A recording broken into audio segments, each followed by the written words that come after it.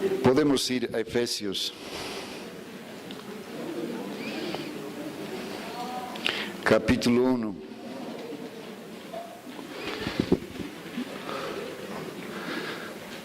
Versículo 15. Por esta causa, habiendo oído de su fe en el Señor Jesús. Está hablando a la iglesia en Éfeso. Todo lo que tenemos como cristianismo hoy en día, debemos en gran medida a la iglesia en Éfeso. Si la iglesia en Éfeso no hubiera hecho el trabajo que ha hecho, quién sabe, nunca hubiéramos recibido lo que tenemos. La iglesia en Éfeso ha hecho un trabajo extraordinario. La iglesia en Éfeso era una iglesia en el Asia Menor, era la iglesia más importante, era el centro de todas las iglesias. Los apóstoles habían muerto.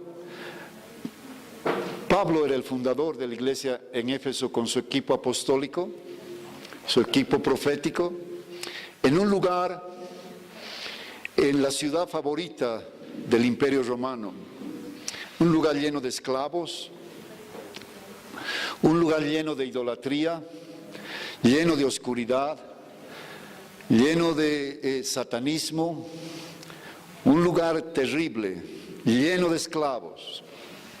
Éfeso era llena de esclavos. Ser esclavo en la época romana era una de las cosas más trágicas que podía pasarte. Una cosa era ser esclavo en los días de Grecia, en el Imperio griego, y otra cosa era ser esclavo en los días de Roma. La mayoría de los hermanos eran esclavos. Era una iglesia de mucho esclavo. Y es interesante, y los historiadores no pueden bien entender el porqué. Los esclavos no tenían ningún derecho. Los esclavos no les pertenecía ni la vida. Nada les pertenecía al esclavo. De alguna manera tenían un solo derecho. El único derecho que tenía el esclavo era escoger al Dios a quien iba a servir. Este era el único derecho que tenía. Entonces había muchos esclavos allá en la iglesia en Éfeso. Y Pablo está escribiendo, y muchos de ellos son esclavos. Y después está el apóstol Juan viviendo en las afueras de Éfeso. En Éfeso está pastoreando Timoteo. Junto con Juan mora María, la madre de Jesús. Y las iglesias vienen de todas partes para ser entrenados, ministrados por Juan, para oír la historia de María, y tienen un pastor extraordinario, Timoteo. Timoteo es el pastor principal, y a sus 80 años él muere por una turba. Allí fue que Juan lo llevaron a un templo, el templo del emperador, y le dijeron que queme incienso al emperador, y él se negó. Lo pusieron a la olla de aceite hirviendo, salió vivo y lo llevaron a Patmos, y allí tuvo la revelación del Apocalipsis. Y la iglesia en Éfeso, a pesar de toda la persecución, si no ha sido la iglesia más perseguida, porque Éfeso era el lugar favorito de los romanos, lleno de romanos. Así que ha sido una iglesia sumamente perseguida. Imagínate, Juan moraba en una colina, y abajo de la colina estaba el Coliseo, donde los leones, donde los quemaban vivos a los cristianos, donde los encendían como antorchas. Y Juan oía los gritos desde su casa. Una iglesia en una tribulación que no podemos imaginar. A esta iglesia está escribiendo, y llegó a una estatura maravillosa. Pero una iglesia tan maravillosa, a quien yo estoy profundamente agradecido, y todo cristiano que debería estar profundamente agradecido al Señor por la iglesia en Éfeso. Cuando el Señor escribe las cartas en Apocalipsis, y Juan es el que recibe esta carta, y Juan está viviendo en Éfeso. Y la primera iglesia que menciona es Éfeso, porque de Éfeso partían los caminos y todos los caminos llevaban a las iglesias que mencionan en el Apocalipsis. Y Juan lee el problema de la iglesia en Éfeso. Y ustedes saben lo que Dios dice, el Señor dice allá, les reclama que habían perdido el primer amor. Y Pablo, guiado por el Espíritu, les escribe antes, mucho antes, porque el Espíritu quería solucionar este problema. Quería ayudar a los hermanos con este problema. Igual que hoy día, el Espíritu nos habla y si no prestamos atención y no seguimos su instrucción, a veces sencilla, en los años nos encontramos con un problema muy serio. Hemos nacido en el avivamiento como unos jóvenes soberbios y seguramente no hemos escuchado del Señor y hemos hecho cosas sin la instrucción del Señor y hoy día tenemos muchos problemas porque éramos unos jóvenes muy soberbios. Pero no seas tú así, joven. Escucha del Espíritu, oye el consejo de los ancianos y haz lo que se te dice. Amén. Y dice que tenían una fe extraordinaria. Por esta causa, también yo habiendo oído de su fe en el Señor Jesús, de su amor, y allá la palabra no es el amor normal entre hermanos, el amor fileo, es el amor ágape. Es decir, el nivel de amor entre los hermanos era extraordinario. Eran tan celosos, Éfeso era tan celoso, que cuando se levantaba un nuevo apóstol, lo enviaban inmediatamente a las otras iglesias. ¿Qué hacemos con este nuevo apóstol? Lo enviaban a Éfeso. Y en Éfeso los hermanos se encargaban de ponerlo a prueba. Y no permitían que una coma salga del lugar. Lo pasaban por fuego y si Éfeso no aprobaba, el apóstol estaba reprobado. Ellos cuidaban la doctrina y tenían una afluencia de hermanos constante, impresionante. Entonces tenían un sistema para alojar a la gente, para ministrarlos. No había un hermano en Éfeso que no estaba ministrado. Todos trabajaban en Éfeso. Porque muchos hermanos de toda Asia venían a Éfeso para ser ministrados por Juan, para ver la iglesia, para oír a María, para oír la historia, para descansar, para recibir consejo. La afluencia de cristianos a Éfeso era un asunto extraordinario. Y todos trabajaban. Y no había un hermano que tropiece en Éfeso. Todos cuidaban de todos los hermanos. Era algo... El amor realmente era ágape. La fe al Señor, el celo por el apostolado verdadero, el celo por el Señor era una cosa maravillosa. No ceso de dar gracias a ustedes, haciendo memoria de ustedes en todas mis oraciones, para que el Señor nuestro Dios, el Padre de gloria, les dé espíritu de sabiduría y de revelación. Pablo está tratando de decir, y si tú lees el primer capítulo y estudias, solo habla maravillas. Pero llega a este punto y les está diciendo, oigan, aquí hay un asunto que ustedes están cuidando de todo menos de esto. Y este es el asunto. Ustedes tienen un amor, tienen una comunidad, tienen una fe, tienen un celo, tienen todo. Tienen una revelación, tienen un nivel extraordinario, pero lo importante no hay.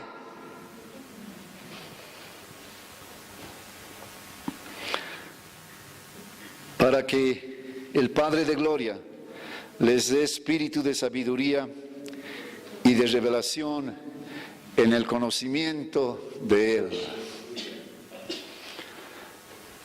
Tenían todo.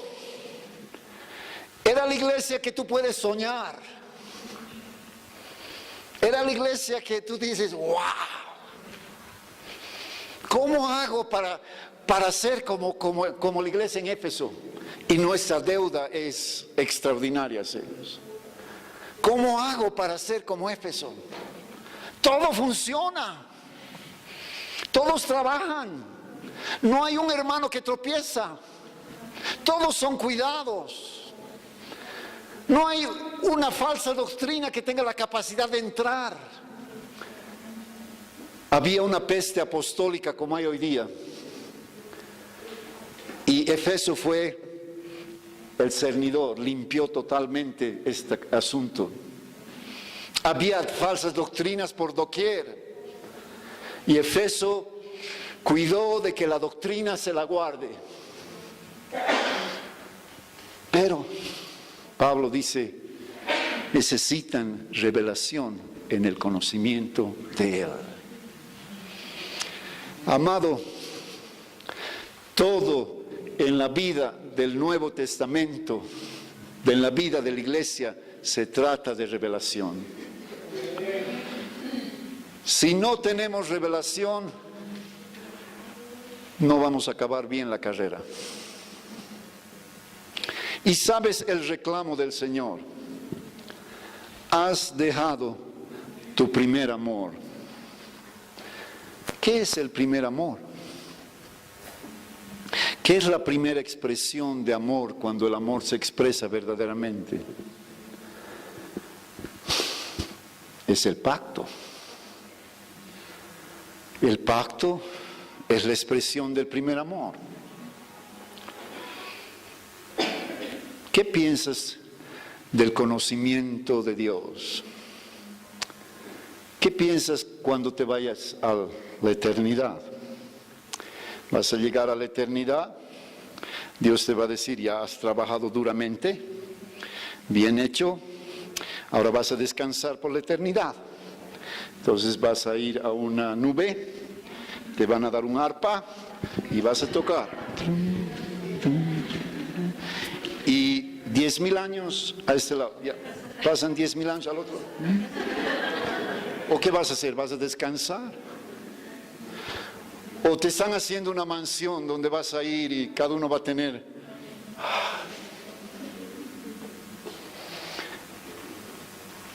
Pablo, antes de morir, estaba a punto de morir. Perdón, pero no tengo las notas, les he explicado. Él grita y dice, quiero conocerlo. Pero, Pablo, ¿qué te pasa? Tu revelación. Tú conoces al Señor. Has conocido hasta palabras inefables tú y estás diciendo quiero conocerlo. Y en Efesios Pablo habla de los siglos venideros para el conocimiento de su gracia. Quiere decir que vamos a pasar la eternidad conociendo la plenitud de Cristo. La plenitud de Cristo es tan grande, que necesitamos eternidad de eternidad para conocer la plenitud de Cristo. Amén. ¿Qué vamos a hacer en la eternidad? Nos va a ser dado una recompensa, nos va a ser dado espacios en el reino en la nueva creación, y en esos espacios vamos a conocer y entender la plenitud de Cristo. No tengo tiempo de llevarte los versículos porque no tengo, mis notas están. Revelación es el punto. Pero no es solo revelación. Él dice que es revelación y sabiduría. Necesitamos de los dos.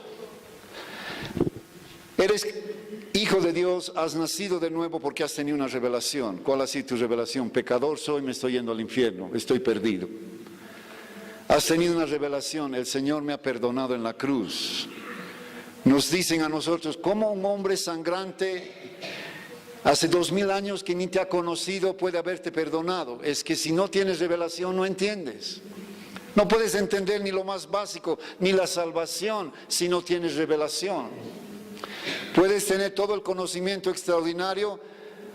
El conocimiento envanece, pero la revelación transforma.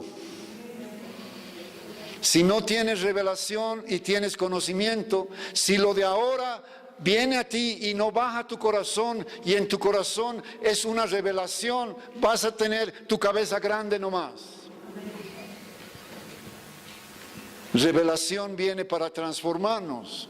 Viene para que Cristo se forme en nosotros. Si no tienes revelación sobre Cristo en ti, el carácter que Dios necesita en ti va a ser solamente el carácter hecho por un buen hombre. Y no va a ser Cristo en ti. Pero no es solo revelación, es revelación y sabiduría. ¿Cómo obtenemos revelación? Yo quiero darles 3 asuntos que les van a ayudar a obtener revelación y sabiduría. Para orar esta oración, para poder recibir respuesta, para poder tener revelación y sabiduría. La primera cosa, quisiera que Silvia me ayude a leer con su Biblia, porque no tengo aquí, en Hebreos 11,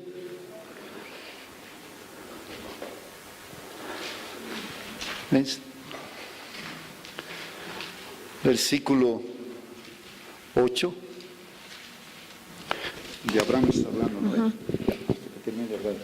Por la fe, Abraham, siendo llamado, obedeció para salir al lugar que había de recibir como herencia, y salió sin saber a dónde iba. Por la fe habitó como extranjero en la tierra prometida, como en tierra ajena, morando en tiendas con Isaac y Jacob, coherederos de la misma promesa, porque esperaba la ciudad que tiene fundamentos, cuyo arquitecto y constructor es Dios. ¿Puedes volver a leer el último versículo?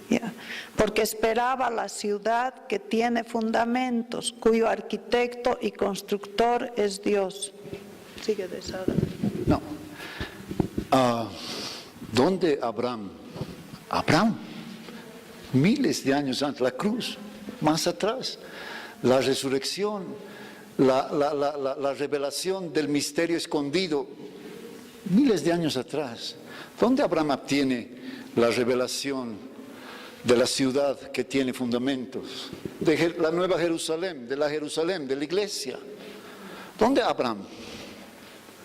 Para tener revelación debes ser hijo de Abraham. Si no eres hijo de Abraham, no puedes tener revelación. La revelación es solo para los hijos de Abraham. ¿Dónde Abraham obtuvo esta revelación? Pastor Fred ha resuelto el problema, el espíritu a través de él, sobre el tiempo. Así que no es problema el tiempo ya. ¿Dónde Abraham recibió esta revelación? Y esta mañana el pastor Fred estaba predicando de esta porción. Génesis 14. Génesis 14 había una guerra, la Primera Guerra Mundial. La Primera Guerra Mundial no es Alemania, no, es Génesis 14. Los reyes del otro lado, de donde Abraham había salido, y no tengo tiempo para entrar en toda la historia, 4 reyes vivían más o menos a 1000 kilómetros de Sodoma y Gomorra. Habían cruzado el Éufrates y habían conquistado estos 5 reyes. Y los habían conquistado porque en el Mar Muerto había una riqueza extraordinaria. Es un elemento químico que los egipcios usan para momificar, para hacer las momias. Era muy preciado. Entonces, la gente que vivía alrededor del Mar Muerto tenía este tesoro. Estos reyes se enteraron y enviaron sus ejércitos. Marcharon 1000 kilómetros, se enfrentaron contra los gigantes, se enfrentaron con mucha oposición, vencieron ejército tras ejército, hasta que dominaron y sojuzgaron a estos 5 reyes por causa del tesoro. Estos eran, si yo te cuento la historia, estos reyes eran guerreros temibles. Para dominar a estos reyes que estaban 1000 kilómetros a la lejanía, han sido, todo lo que han tenido que atravesar para llegar a este punto y dominarlos ha sido algo extraordinario. Es una muy larga historia. El hecho es que los han dominado y los tenían bajo su control. Y estos reyes se rebelaron al control de estos otros reyes. Los reyes que vinieron, si tú lees la historia, vas a ver que eran el rey de Babilonia, era el rey de Persia, eran estos reyes unidos. Babilonia vino y esta es la historia natural. La historia espiritual es la guerra entre Babilonia y Jerusalén. La historia natural es Babilonia contra la semilla santa, por eso apresaron a Lot. Y cuando vinieron, Abraham se levanta con 300 siervos. ¿Qué hace el siervo? No sabe ni manejar una espada. Si le das una espada para manejar, se corta la nariz de torpeza. ¿Qué hace el siervo? Cuida las ovejas,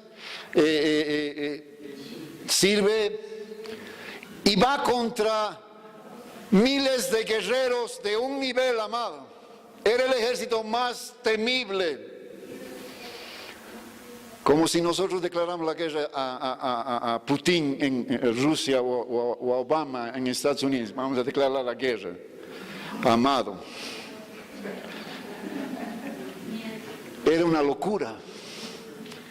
Por eso Melquisedec le dice, alzo las manos al Dios que te ha dado la victoria. Dios le dio la victoria a Abraham. Aleluya. Y Abraham tuvo la revelación de Jerusalén allá porque se encontró con el rey de Salem. Y allá tuvo la revelación de la ciudad cuyo arquitecto es Dios. Así que nuestra herencia, somos hijos de Abraham. Por tanto, tenemos derecho a la revelación. Amén. Aleluya. Sin revelación, el Nuevo Testamento se vuelve en una religión, evangélica. ¿Sí o no? Necesitamos revelación con desesperación. Ahora, viene un ministerio, como hemos escuchado estos días, lleno de revelación. Tú vienes, bebes de la revelación. Pero la idea es que tú cada día en tu casa obtengas revelación. La idea no es que vengas una vez al año y oigas revelación y la mastiques y trates de vivirla. La idea es que tú cada día, como hijo de Abraham, obtengas revelación. Amén. Necesitamos aprender a obtener revelación.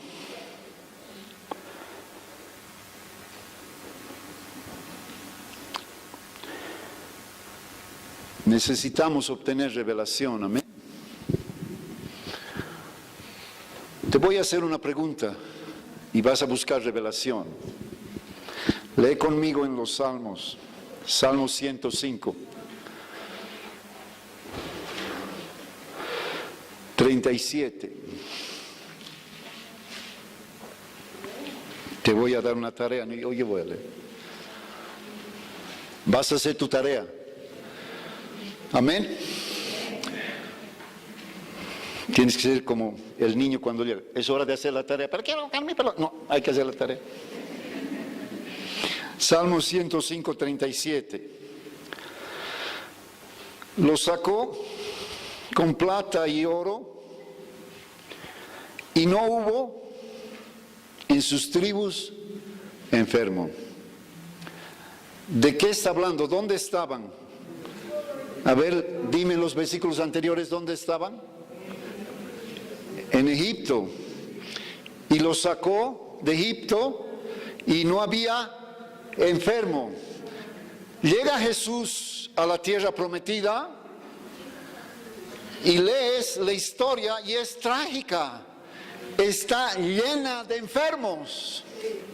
Hay tanto enfermo que Jesús no puede tocar a todos. Jesús, las multitudes venían llenos de enfermos. Hay leprosos por todas partes. ¿Cómo es posible que en Egipto, en la salida de Egipto, no hay enfermos, pero en la tierra prometida está llena de enfermos? ¿Cómo es posible? Orar, buscar revelación. Amén. Y responder la pregunta. Te va a bendecir en gran manera.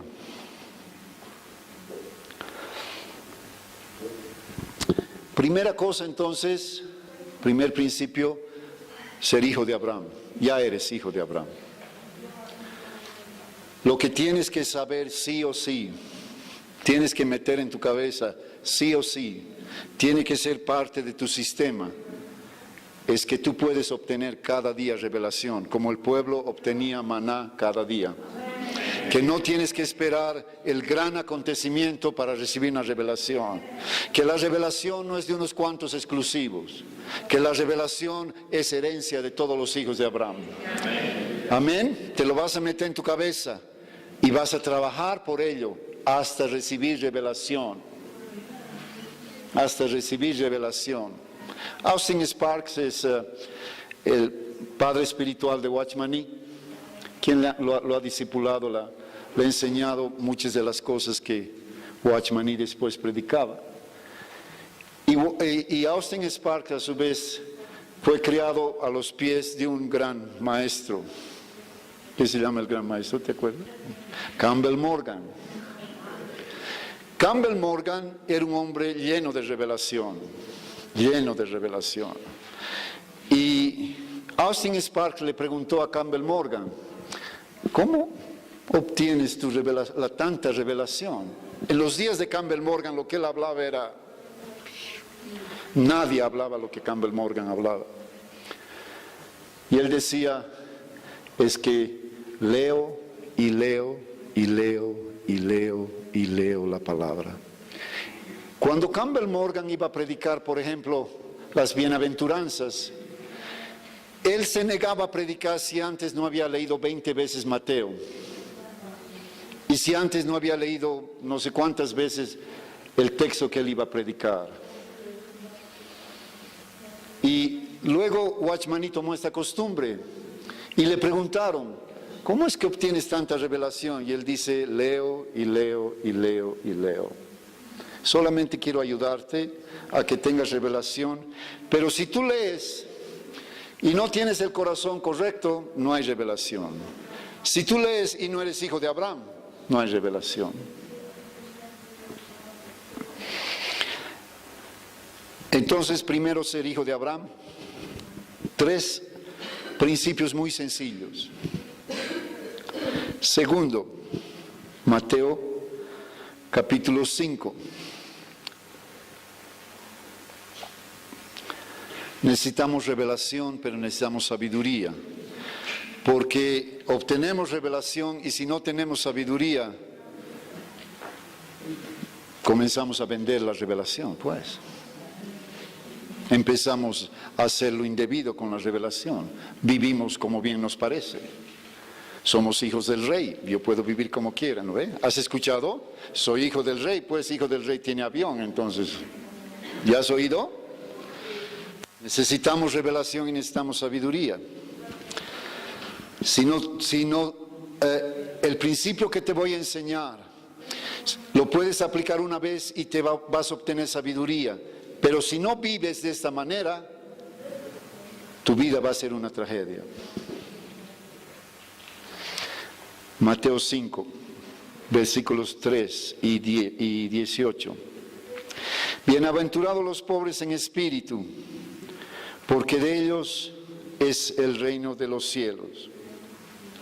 Ahora, ¿puedes leer las otras bienaventuranzas, por favor? Las otras bienaventuranzas, versículo 16. Bienaventurados los que lloran, porque ellos recibirán consolación. Bienaventurados los mansos, porque ellos recibirán la tierra por heredad. Bienaventurados los que tienen hambre y sed de justicia, porque ellos serán saciados. Bienaventurados los misericordiosos, porque ellos alcanzarán misericordia. Bienaventurados los de limpio corazón, porque ellos verán a Dios. Bienaventurados los pacificadores, porque ellos serán llamados hijos de Dios. Bienaventurados los que padecen persecución por causa de la justicia, porque de ellos es el reino de los cielos. Ahora volvemos a leer el versículo 3. Bienaventurados los pobres en espíritu, porque de ellos es el reino de los cielos. Leemos el versículo 10. Bienaventurados los que padecen persecución por causa de la justicia, porque de ellos es el reino de los cielos. Después del pobre en espíritu, ¿qué viene? Bienaventurados los que lloran. ¿Qué van a recibir los que lloran? Consolación. ¿Qué es el próximo? ¿Qué son los próximos? Mansos. ¿Qué van a recibir los mansos? La tierra. ¿Qué es el próximo? Hambre y sed de justicia. ¿Qué van a recibir los que tienen hambre y sed de justicia? Serán saciados. ¿Qué es el próximo? Misericordiosos. ¿Qué van a recibir los misericordiosos? Misericordia. ¿Qué es el próximo? Limpios de corazón. ¿Qué van a recibir? ¿Qué van a recibir los pobres en espíritu? ¿Qué van a recibir los pobres en espíritu?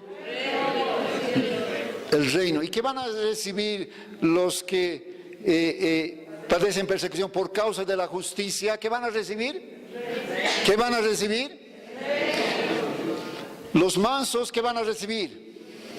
La tierra. Los que lloran, ¿qué van a recibir? ¿Qué más hay?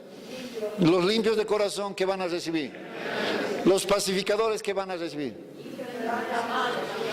¿Qué diferencia hay? Los pobres en espíritu van a recibir todo el reino.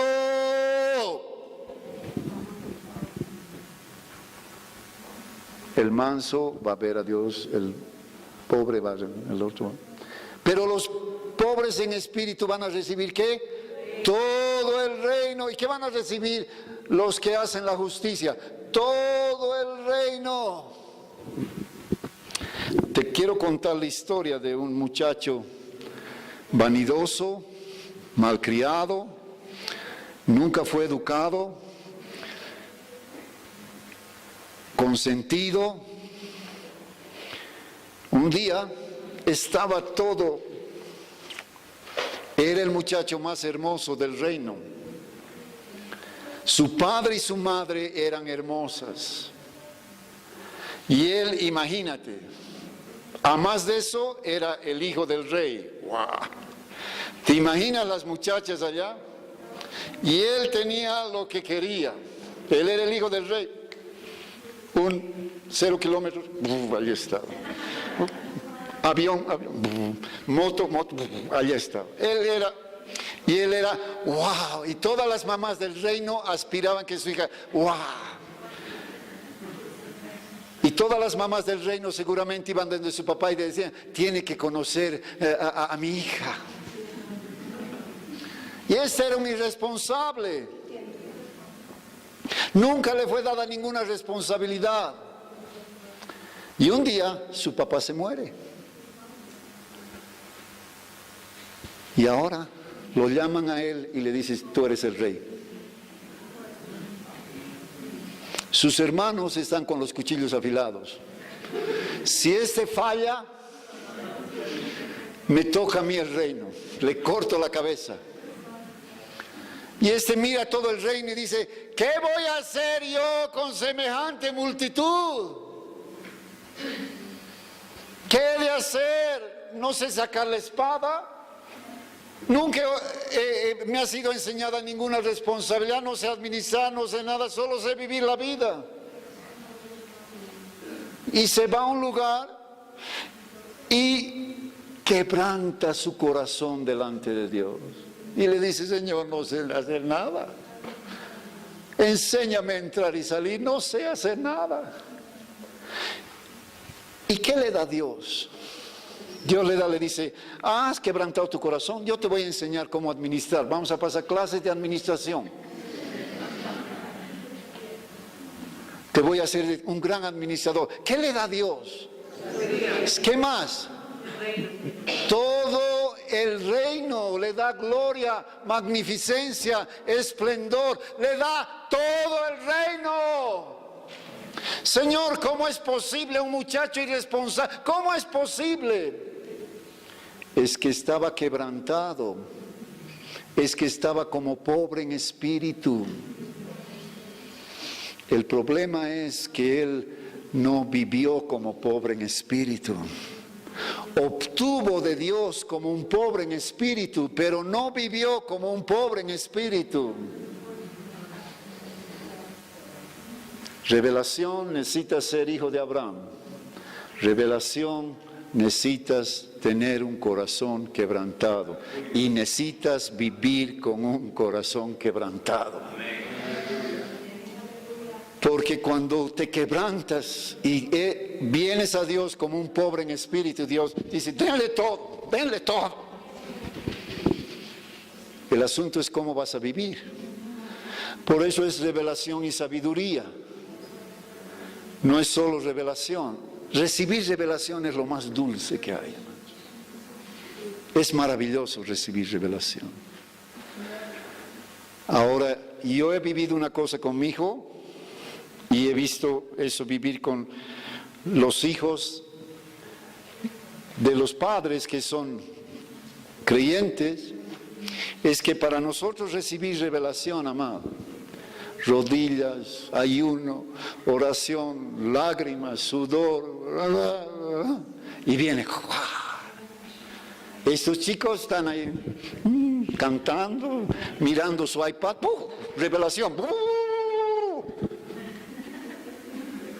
son hijos pues, son hijos. Y yo le digo, Señor, ¿por qué mi hijo así? La bendición cae sobre él, no hace nada y llueve. Y me dice, es que él tiene una madre que ora por él. Tu madre era idólatra, no oraba por ti. Bueno, si tú dices, así será. Entonces necesitamos corazón quebrantado, pero necesitamos vivir con corazón quebrantado y necesitas trabajar por revelación cada día. Una cosa es que leas Campbell Morgan, Watchman Nee, Tozer, estos grandes hombres y ¡wow! Y vayas y predicas y todos digan ¡wow! Otra cosa es que tú ores, busques, leas y el Espíritu te ilumine. Y después vayas y prediques y después leas Campbell Morgan y digas, ¡wow! ¡Igual! No te contentes a la revelación ajena. Busca tu pan cada día. Cada día. Primero, ser hijo de Abraham. Segundo, corazón quebrantado. Leer y leer y leer y leer y obtener. Qué hermoso es cuando lees, Dios te revela algo. Vienes a la reunión de la iglesia y el pastor, el que predica lo que Dios te había mostrado. ¿No es eso maravilloso? ¡Wow! ¿No eres doblemente edificado? ¡Wow! ¿No eres fortalecido? ¡Wow! Pero cuando vienes el domingo y recibes esa revelación y quieres vivir solo de eso, el martes, el miércoles se acaba. ¿No es verdad? Entonces, otro principio muy sencillo. Efesios 1. Ah, no, este es ya. Ay.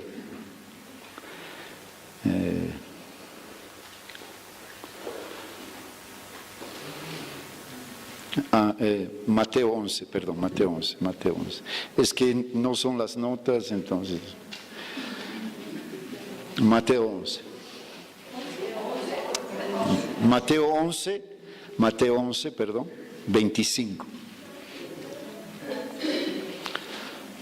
Mateo 11, 25, perdón. ¿Ya están allá? En aquel tiempo respondiendo Jesús dijo: Te alabo, Padre, Señor del cielo y de la tierra, porque escondiste esas cosas de los sabios y los entendidos, y las revelaste a los niños. Sí, Padre, porque así te agradó. Todas las cosas me fueron entregadas por mi Padre, y nadie conoce al Hijo sino el Padre, ni al Padre conoce a alguno sino el Hijo y aquel a quien el Hijo lo quiera revelar. Usualmente cuando Jesús habla de su conocimiento de Dios, usa la palabra eido, que quiere decir conocimiento absoluto. Dice Jesús: yo he ido, yo conozco absolutamente al Padre. Cuando les dice a los religiosos fariseos de su época: ustedes no conocen, él usa la palabra ginosco. Ginosco es el conocimiento que nosotros podemos tener, es progresivo. Eido es el conocimiento que algún día vamos a tener, absoluto de Dios.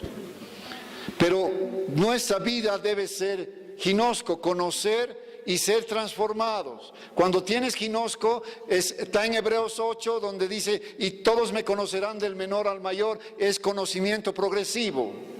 Esto es lo que pues Pablo quería, dice: tienes que seguir conociendo y seguir conociendo y seguir conociendo, porque tienes que seguir amándolo, tienes que guardar el primer amor. Amado, el amor no va a pasar, todas las cosas van a pasar. Quiere decir que en eternidad vamos a crecer en conocimiento y vamos a crecer en amor a Dios. Amén. Te alabo, Padre, porque escondiste estas cosas ¿de quiénes? De los sabios y entendidos. No seas sabio en tu propia opinión.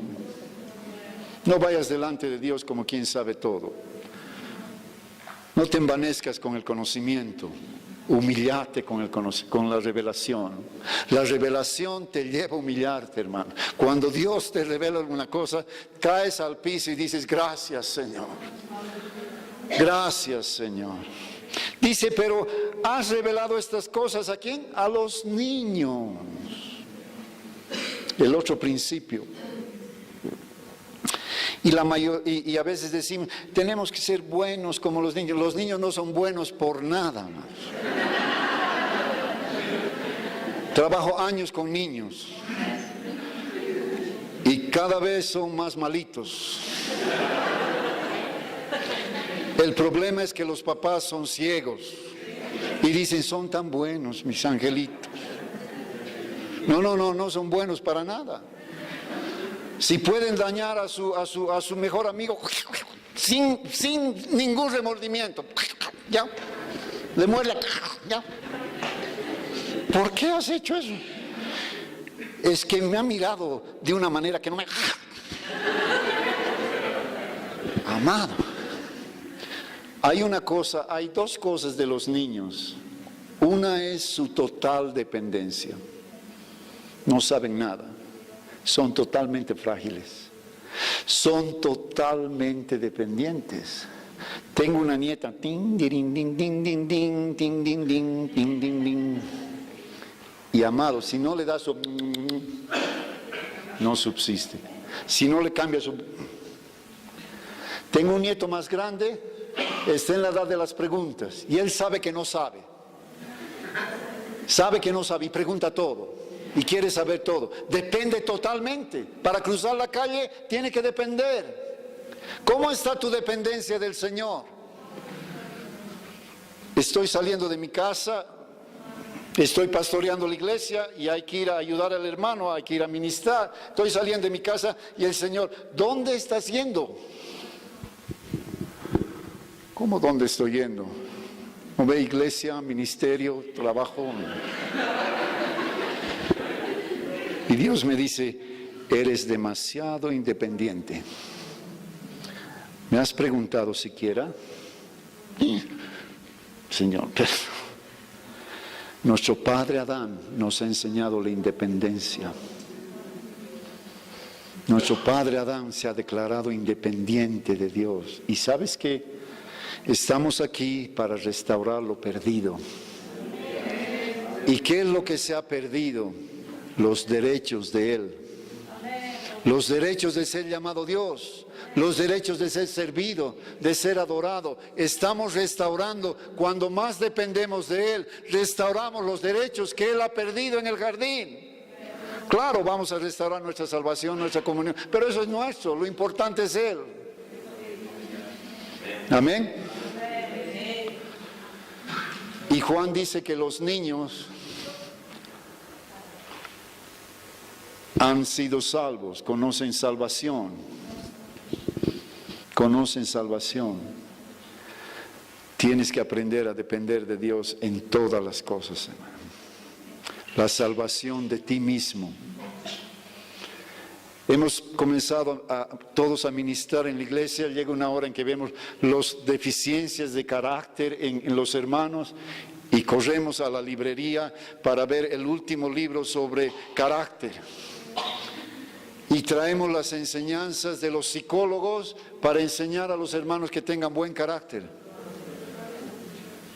Y nos olvidamos de enseñarle la palabra, de enseñarle Cristo en él, de enseñarle la oración, de enseñarle el ayuno, de enseñarle la dependencia de Dios.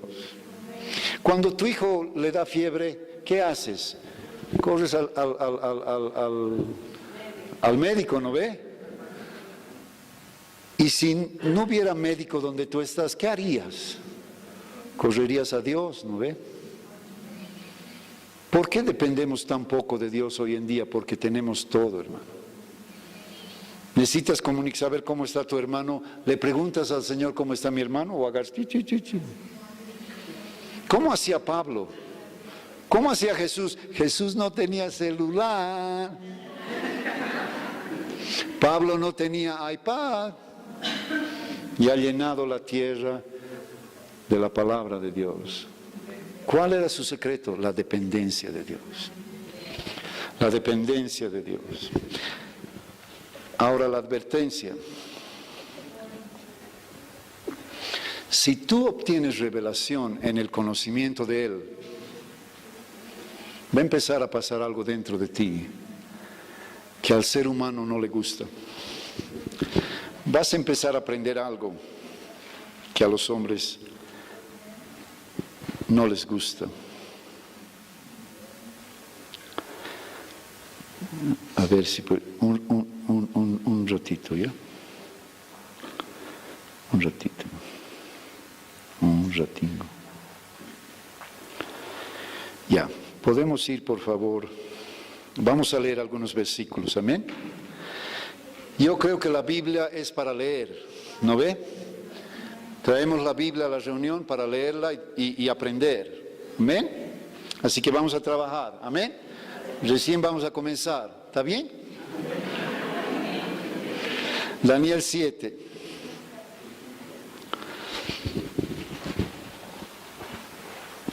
Esta es la advertencia. Si tienes revelación verdadera en el conocimiento de Él, va a pasar algo en ti que al ser humano no le gusta. Daniel 7, versículo 3. Vamos a leer hasta el versículo 7. ¿Ya están listos?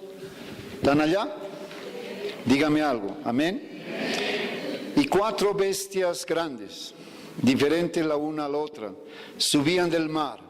La primera era como león y tenía alas de águilas.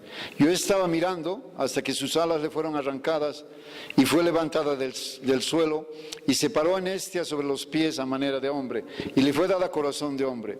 Segunda bestia era semejante a un oso, la cual se alzaba de un costado más de otro y tenía una boca llena de 3 costillas entre los dientes. Y le fue dicho así: levántate y devora mucha carne. Después de esto miré, he aquí otra semejante a un leopardo, con 4 alas de ave en sus espaldas. Tenía esta bestia 4 cabezas y le fue dado dominio. 3 bestias terribles, pero cada uno tenía una semejanza. Eran temibles. Era algo aterrador. Pero mira la descripción de la 4ª bestia. Después yo miraba en la noche, en visiones de la noche, he aquí la 4ª bestia, espantosa, terrible en gran manera, fuerte. Tenía dientes grandes de hierro, devoraba y desmenuzaba las sobras, hollaba con sus pies. Era muy diferente a las otras bestias que vi antes y tenía 10 cuernos. Ve 4 bestias. Yo no tengo el tiempo, no estamos estudiando esto, de llevarte a los versículos, pero él está viendo los 4 grandes imperios.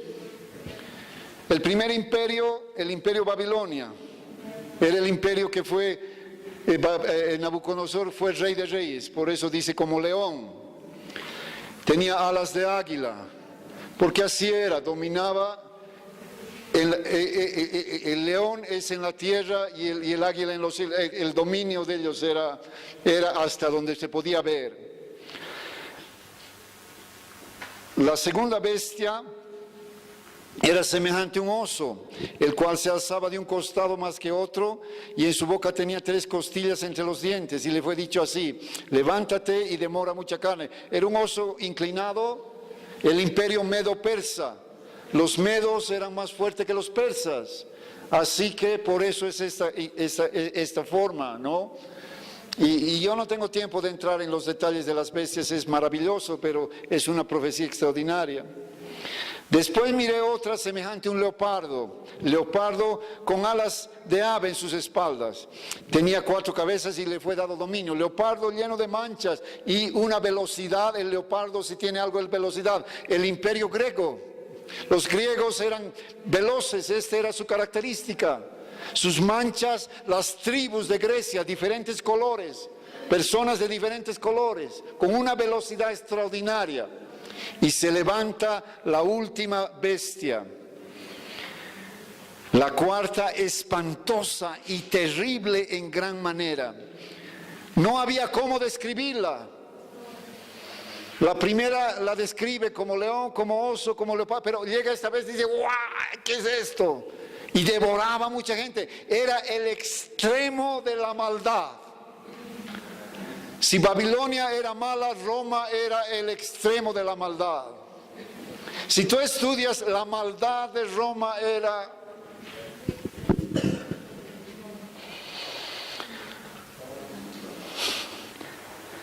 Mira Juan 8.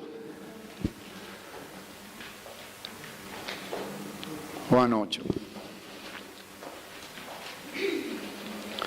44. Ustedes son, ¿qué les dice Jesús? Ustedes son de su padre, ¿qué? El diablo. El diablo es maldad pura. Es solamente maldad. Y él les dice: ustedes son del diablo, los deseos de su padre quieren hacer. Él ha sido homicida desde el principio y no ha permanecido en la verdad, porque no hay verdad en él. Cuando habla de mentira, de lo suyo habla, porque es mentiroso, y padre de mentira. Si tú estudias Roma, amado, te asustas de su maldad. ¿Qué pasó? El Espíritu Santo no había bajado. La faz de la tierra, las tinieblas en la faz de la tierra habían avanzado de una manera, habían llenado la tierra. Se levantó el imperio babilónico, se levantaron los medos, se levantó Roma. Un extremo de idolatría, un extremo de satanismo, un extremo de maldad, un extremo de depravación extrema. No vale ni la pena mencionar.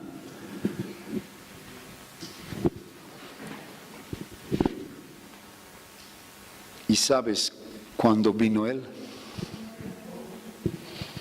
¿Sabes en medio de qué imperio vino? ¿Sabes quién estaba dominando Judea? La bestia más atroz. Y Dios envió su Hijo en medio de esta bestia y lo entregó en las manos de la bestia más atroz. Literalmente no fueron los judíos, sabes tú, los que lo crucificaron fueron los romanos. Mateo 27.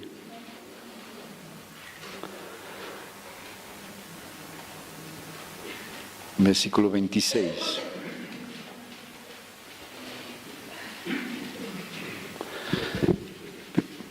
Solo para...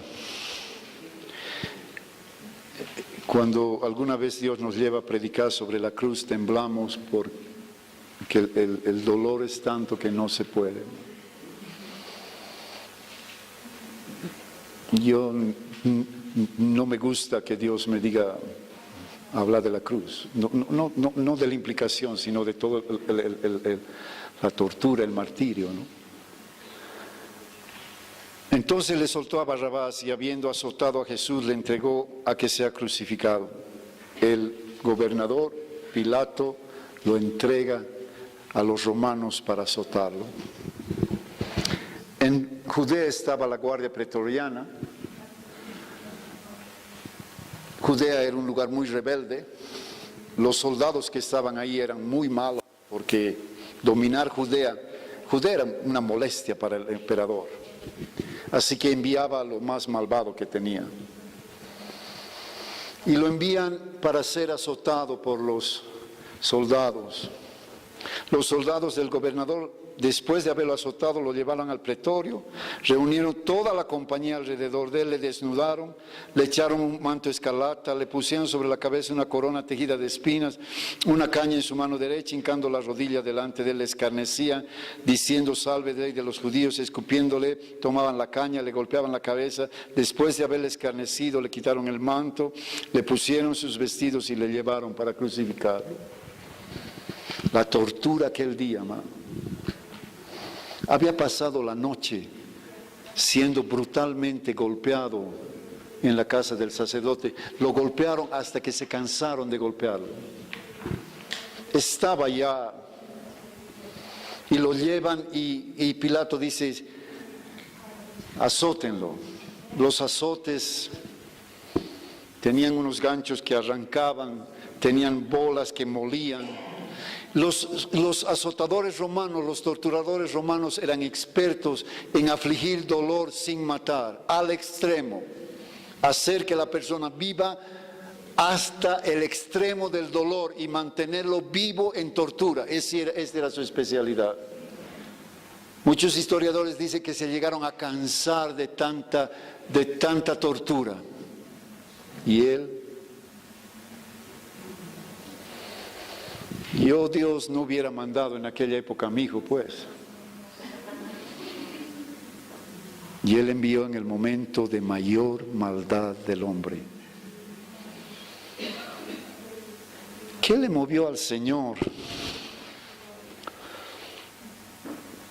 Éxodo 34 tal vez nos puede responder. ¿Por qué Jesús pidió perdón por sus torturadores? ¿Por qué se calló y soportó? Éxodo 34, 6. Pasando Jehová por delante de él, proclamó, Jehová, Jehová, fuerte y misericordioso, piadoso, tardo para la ira, grande en misericordia en verdad, que guarda la misericordia a millares, que perdona la iniquidad y la rebelión y el pecado, y que de ningún modo tendrá por inocente al malvado, que visita la iniquidad de los padres sobre los hijos hasta la tercera y cuarta generación. Dios es un Dios de profunda, eterna, grandiosa misericordia. Hace nueva cada día. No necesitaba hacerla nueva cada día, pero Él la hace cada día. Y esa palabra hacer misericordia quiere decir refrigerio. Su misericordia es nuestro refrigerio cada día. Él tuvo tal misericordia, sus entrañas se conmovieron de tal manera. Él vino como esclavo, como el esclavo más bajo. Por eso hicieron lo que hicieron con él, porque el esclavo no tenía ningún derecho. Él estaba lleno de misericordia y compasión. La misericordia le movió hasta el extremo. Es claro, la misericordia sin la verdad no es misericordia. Tiene que haber verdad para tener misericordia. Si tú quieres orar de verdad por tus hijos, tienes que tener misericordia de ellos porque ves la verdad y no la niegas. Ves que tu hijo, si no nace de nuevo, se va a perder. Si no ves la verdad sobre tu hijo, no vas a poder tener misericordia. Si no vemos la verdad sobre nuestra nación, no vamos a tener misericordia de ella. Si no vemos la verdad sobre los enfermos en la casa del Señor, no vamos a tener misericordia y no vamos a orar la oración correcta y no vamos a obtener. Sabiduría nos va a enseñar a tener misericordia, a ver la verdad y a tener misericordia. Sabiduría te va a enseñar la verdad y vas a enseñarte a tener misericordia. Y los seres humanos no queremos ni la verdad ni la misericordia. Nos duele la verdad, ¿no? Un día la esposa de Juan Jiménez, una profeta extraordinaria, nos dijo una frase: ama la verdad, aunque te mate. Solo la revelación, el conocimiento de la verdad, va a producir en ti la verdad y va a producir en ti la misericordia para poder actuar según misericordia. ¿Sabes el gran secreto para que Dios multiplique la sanidad? Es misericordia. Es misericordia. Cuando oramos en misericordia, amado, ¿acaso el Señor Jesús les pregunta: ¿y tú en qué has pecado? Para que arreglaremos las cuentas. ¿A quién debes? ¿A quién tienes que perdonar? Vamos a arreglar cuentas primero y después, cuando arregles cuentas. No. Él tenía misericordia. Él sabía la razón del asunto. Pero la misericordia lo conmovía de tal manera. Nunca negó la verdad, nunca. Por eso tenía tal misericordia. Revelación. Sin revelación no hay Nuevo Testamento. Sin revelación solo tenemos conocimiento. El conocimiento envanece, solo la revelación transforma. Amado Dios, ayúdanos, por favor. Somos tan humanos, Señor, a momentos tan hijos de Adán que nos asustamos, Señor. Ayúdanos a ser como tú, Jesús. Por favor, ayúdanos, Señor. Por favor.